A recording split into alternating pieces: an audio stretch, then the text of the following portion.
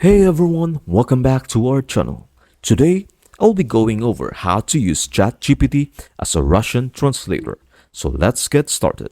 First, open your browser and type chat.openai.com. If you haven't logged in yet, then I suggest that you log in first. To get started, simply paste your Russian text into the chat. Uncover the technique by initiating the transformation with the phrase "translate this in English" and then pressing the Enter key. Observe the swift and precise English translation conjured by ChatGPT, revealing the hidden essence within the Russian words. However, the journey into language doesn't conclude here. Should your curiosity drive you to seek the Russian translation of an English phrase, the process maintains its elegant consistency. Much like before, articulate, translate this to Russian prior to inputting your desired English text.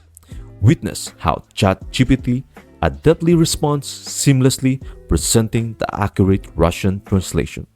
While ChatGPT's capabilities are genuinely remarkable, it's important to acknowledge that accuracy might vary, especially in intricate contexts or when dealing with sensitive terminology.